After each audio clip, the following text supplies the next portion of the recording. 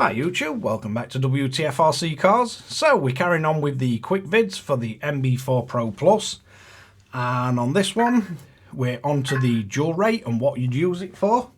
So if we look at the minute, we've got 100% on throttle, 100% on brake.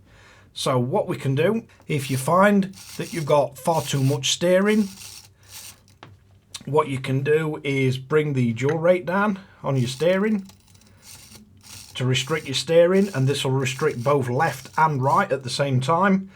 Now I find this is a useful setting, especially on the touring cars or on-road cars. As the track temperature and the grip level comes up through the race, you might start off, as a rule, you might start off on 90%, but then once you've done first or second qualifying, the grip level comes up, you're losing back end, you haven't got time to make an alteration to your car, so you just want to knock some steering off.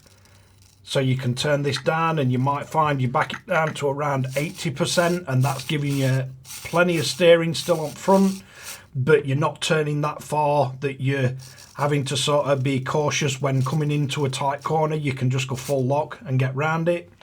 Likewise, if you find you're overgeared for a track and you're going too fast at the end of the longest straight, what you can do is back your throttle dual rate down.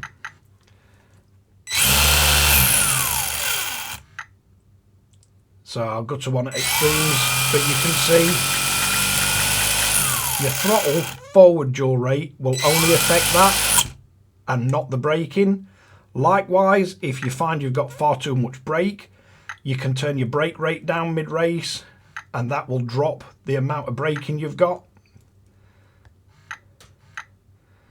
So if we leave his throttle at 100, we can turn his brake point down.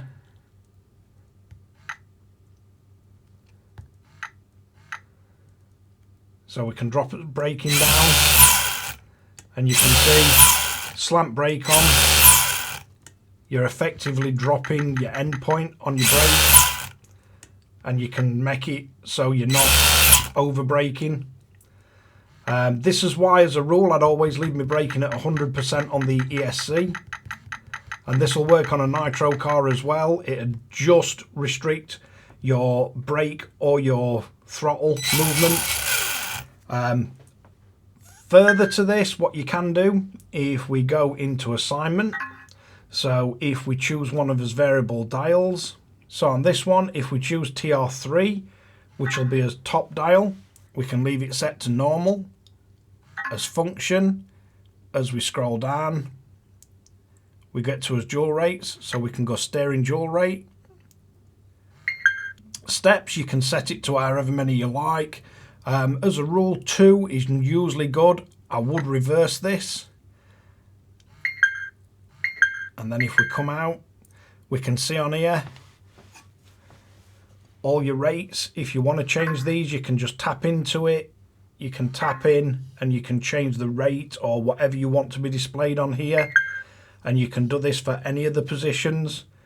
So for me on here, we've got a steering rate. Now if I roll the top dial, rolling it back will decrease this, rolling it forward will increase it. So then if we go to his assignment and we come into assign, so if we assign the lower dial and then we reverse it, function, and we set this to his throttle dual rate, or you can set it to your brake dual rate, depending on which one you're more likely to want to alter. So leave it reversed, and then we can come back out. So when we move the bottom one, it'll then change our braking dual rate, so we can back his dual rate or his braking point down on the fly without having to go into menus. And if you've got these side dials, if you've got the actual turning dial fitted rather than the 3 position, you could go into here, we could use one of them, so VR1 on here. So if we leave it normal and then we go in and set that to his throttle dual rate, not sure if we'll need to reverse this, but we'll have a look. So if we then come out and we move this dial, we've got full control of our throttle dual rate, and you will get a notification when it's at 50. I think I would reverse that again. So if we go in and just reverse it, and the reason I'd reverse it is because then it'll increase as you roll it forward and decrease as you roll it back. But at this point we've now got a readout of all his dual rates and we've got full adjustability. So if I show you on the steering, because it makes less noise, as we roll his dual rate down, we can change our rate and it'll change the steering left and right.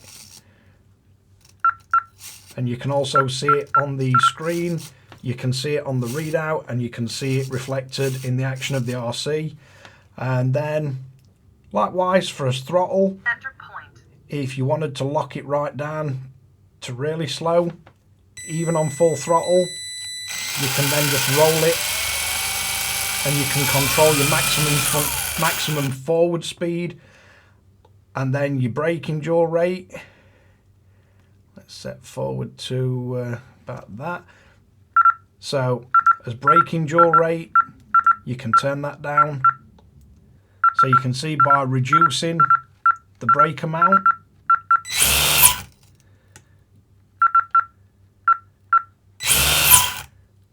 we can turn down the amount of brake force we've got. So even at 100% braking, it's not going to brake that much.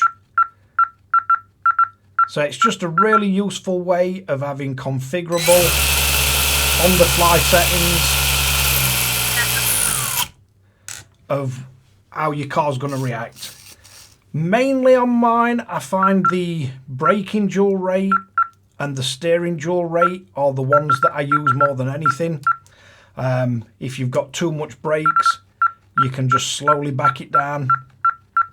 And if you've got too much steering, you can just drop it down. And I usually find stepping 2 at a time is enough for you to notice it on the track. But yeah, hopefully that gives you a good overview on what you'd use your dual rates for, how to set them up, how to assign it to various dials to give you full control. And this is just a very useful thing to have on the fly. As the grip level comes up and you've got too much steering, you can back it down. If you find you're slightly over geared and you're going too fast to end at longest straight, you can slightly back down your forward end point.